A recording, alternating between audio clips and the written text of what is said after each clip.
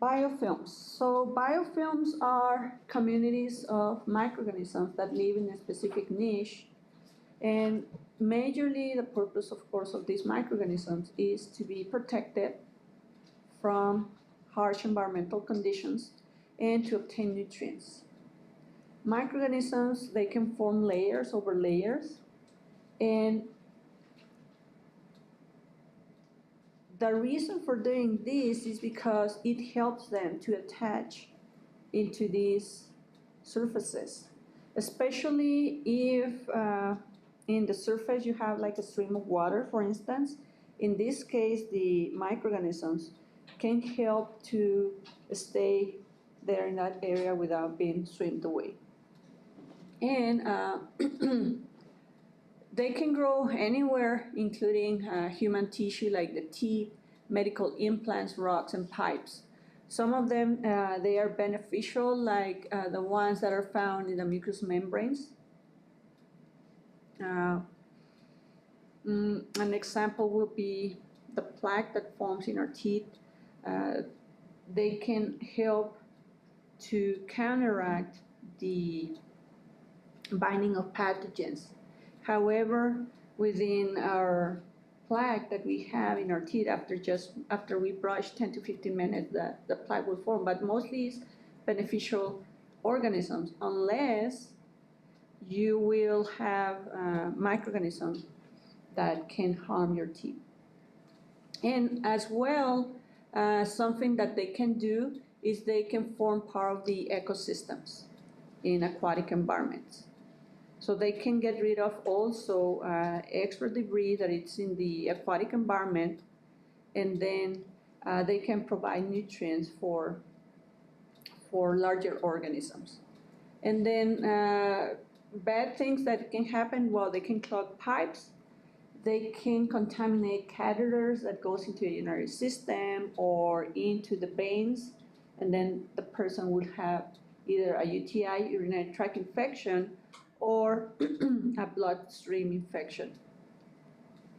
And sometimes during the formation of these biofilms, some bacteria, they can exchange genes, and through this exchange of genes, they can transfer genes that are protective for them. In the case of, for instance, hospitals, they have a lot of bacteria that's antibiotic resistant, because in these biofilms, many microorganisms get introduced, and then they can make the other ones to that are antibiotic resistant, make the other ones to become antibiotic resistant too. So it's not changing that slide.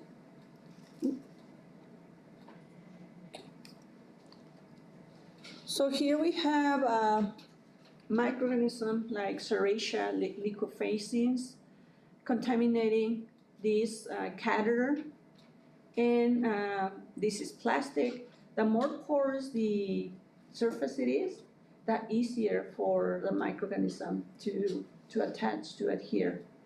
So they adhere by these extensions. In this case, it's an extension of the capsule of Serratia. Not all the organisms have capsules, and the ones that they do, they use these capsules to adhere to the surfaces. So this capsule is like a sticky armor for the microorganisms. Okay, now let's talk about emerging infectious diseases, or EIDs. So an infectious disease is a disease that occurs when someone has their immune system compromised by the colonization or invasion of a pathogen. If you remember, a pathogen, it's a bacteria that can produce disease, or microorganism, not only bacteria. And then, thankfully, most of microorganisms are not pathogenic, but the ones that they are, they have already produced diseases that, for the most part, we know their names, their signs and symptoms, and within the circumstances, we know more or less how to prevent them, how to treat them. However, some of them, they can be either antibiotic resistant or they have the potential to increase in numbers in a short period of time and cause pandemics, epidemics. And then we have seen this, for instance, in the case of measles virus recently. So the numbers of cases are increasing. So some factors that influence the likelihood of a pathogen to produce an emerging infectious disease is evolutionary changes like acquiring antibiotic resistance. Most microorganisms are resistant to either one or two antibiotics, but some of them, they can be what we call multi-drug resistant. And then in that case, you are running out of choices to treat them with these antibiotics. Another factor that can contribute to these emerging infectious diseases production is the fact that nowadays, of course, we have modern transportation, which means like if you go to an area distant from the place where you reside, and then you come back and you acquire a disease there, well, maybe by the time that you come back, maybe within 24 hours or less, because you were traveling in a plane, you haven't had the chance to develop the signs and symptoms. So you are in what we call the incubation period of this microorganism. And then once you come back home, you get in contact with family members, friends, like co-workers, or the community in general. You start spreading the microorganism inadvertently, okay? Sometimes happens advertently, but thankfully it's the minority. And then you have as well, in certain areas of the world, increased exposure to a specific pathogens because you live, for instance, in areas that previously were part of the ecosystem, was the wilderness, and then people start cutting trees, start building homes, and then people get exposed to these microorganisms, including desertic area. Doesn't necessarily has to be the wilderness. An example, for instance, Coccidioides immitis. This is a fungi, and it can go into the lungs of a person.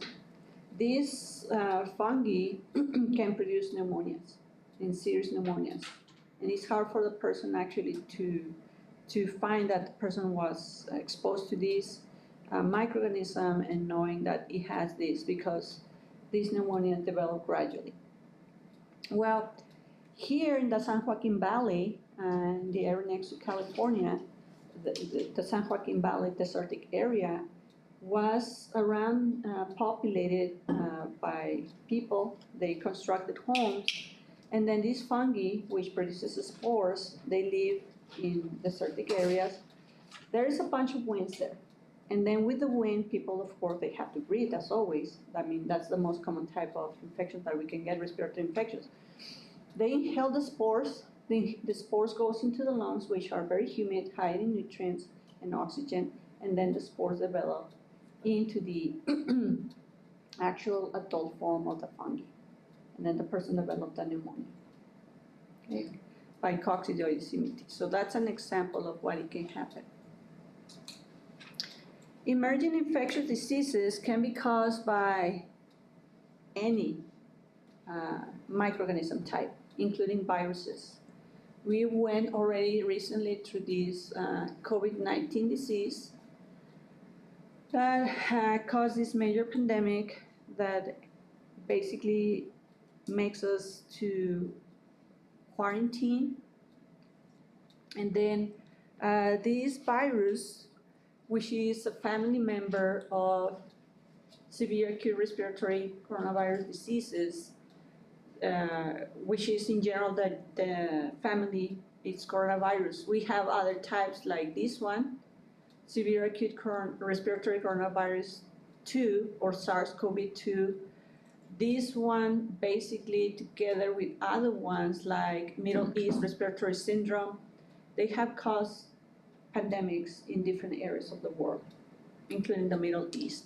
And of course, one way to name them is according to sometimes the geographic location that they affect, also the year where the pandemic started. Like for instance, this one, COVID-19, coronavirus infectious disease.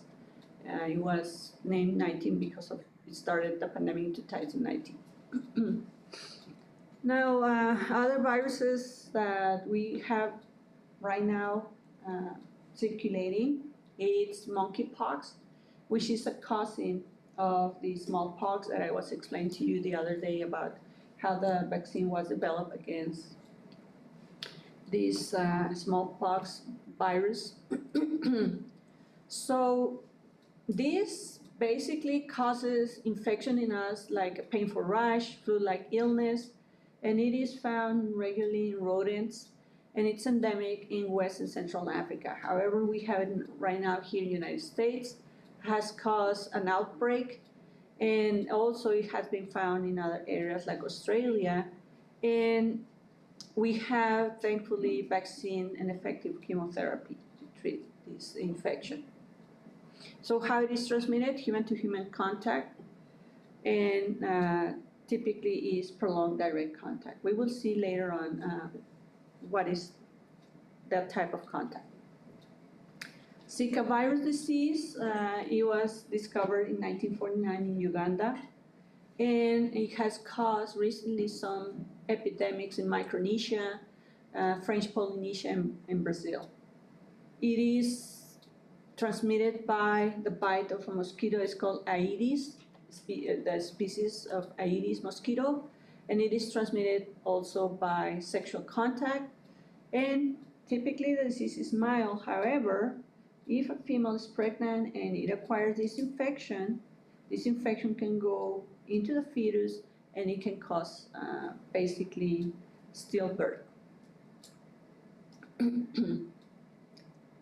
Influenza virus, we have different strains. Influenza virus is a zoonotic disease. So this can cause infections in animals and in humans, and it can cross species. We have avian influenza, swine influenza, human influenza, and we have this H1N1, which is also known as swine flu, disease that it causes. And this H, it means that it is part of the enzymes that this virus have, and same for the N. So you can have a different classification. So this one caused a pandemic in 2009. The avian influenza, or influenza A, H5N5, also known as bird flu, has been shown to be important for us because it basically can be transmitted between humans continuously.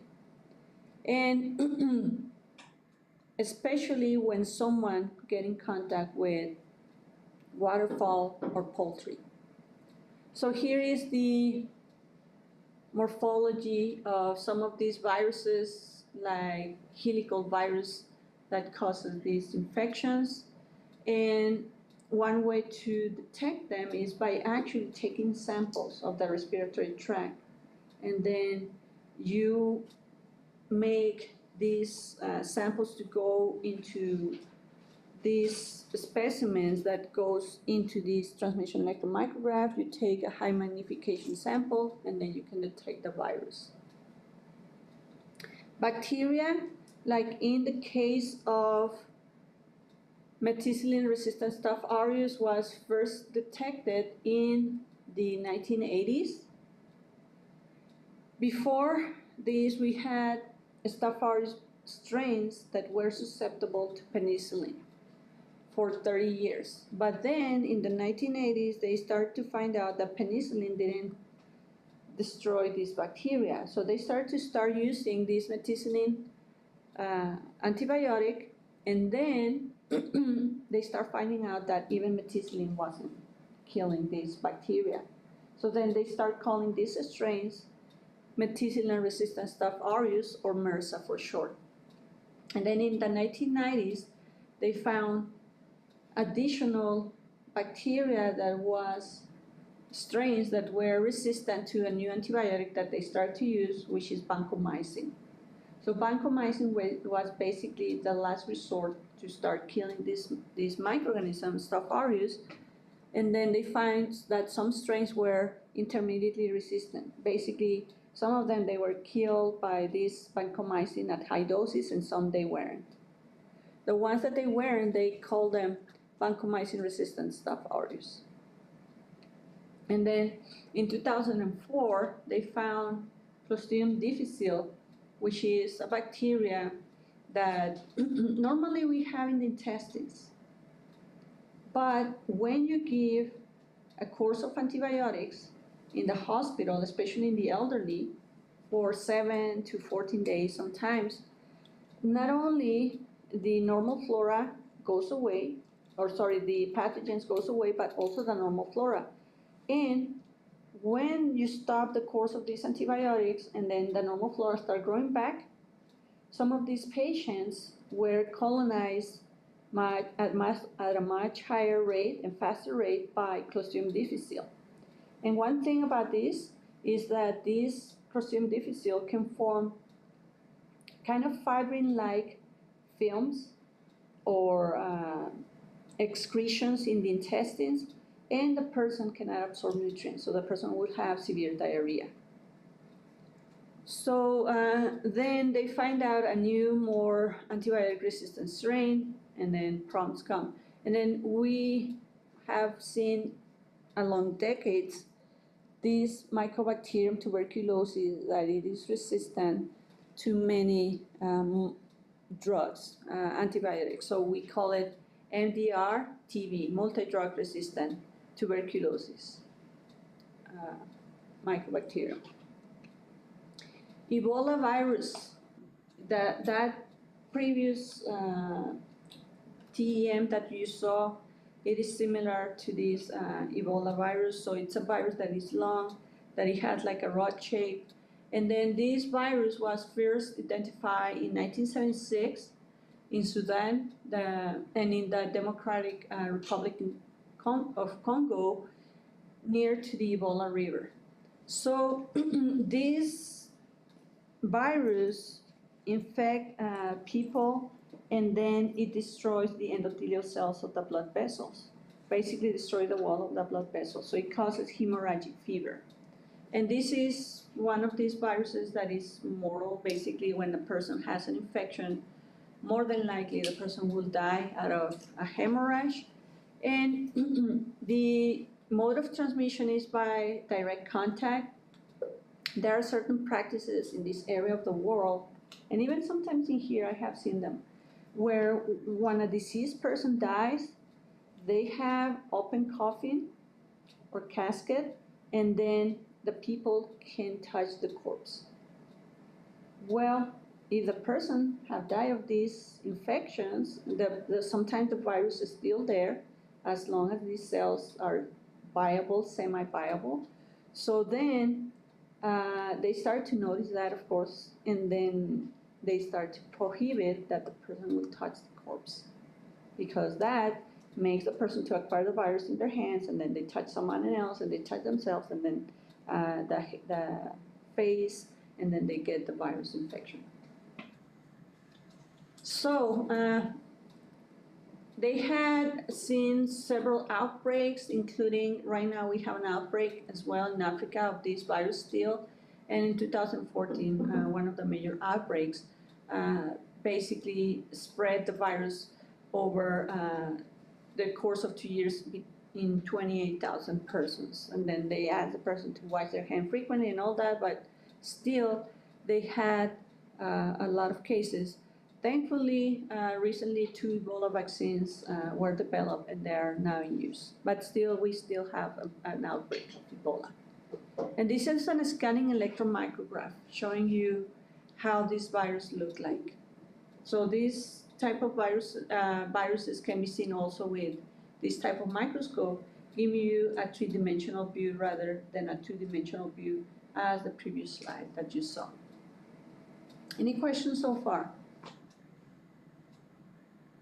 Okay, Marburg virus is another virus that causes hemorrhagic fevers, just like as Ebola. Then first cases in the lab has happened in Europe, and it was because they were handling green monkeys from Uganda, and they were basically studying this infectious disease in green monkeys. So green monkeys is basically a model organism. They can use them to study infectious diseases because they have receptors as us, as humans, and these receptors can be attached by viruses, including Marburg virus. So 13 outbreaks has been detected over the course of 3 decades, like between 1975 and 2016, or 4 decades, I should say. And that has involved basically spreading of viruses among the population continuously, more so. And then this virus has a 57% mortality rate, meaning that if you have the virus spread among 100 people, 57 of them will die eventually. So they have a natural reservoir, these virus types, including Africa fruit bats.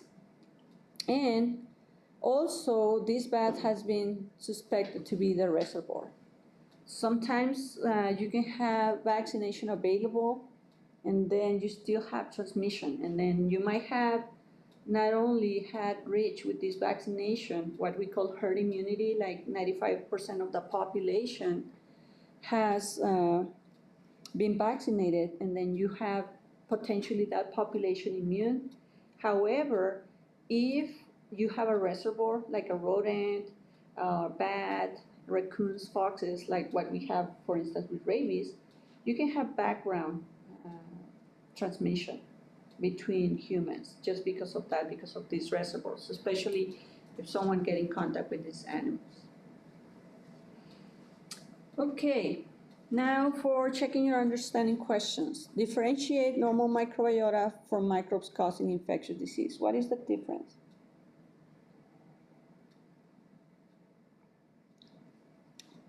That's not an easy question. Well, we haven't gone to this chapter, so let me just tell you the difference. A pathogen, it's a microbe that has the ability to invade the human body. And one of the main reasons why is because they have enzymes that they can basically use to either destroy our antibodies, for instance, or open up tissue. Now, of course, if the person has a wound, naturally, any microorganism can go in through that. But basically, they have weapons, these pathogens. Now, why biofilms are important? They can keep pathogenic microbes from growing there. Yes, they can keep pathogenic microbes in check.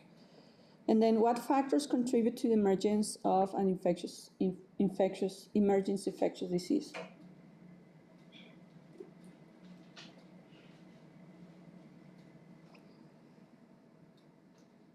Evolutionary changes like biotic resistance, modern transportation, and human exposure. Yes. Increased human exposure due to deforestation and construction.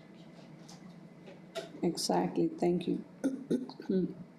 Okay, so that's all that for the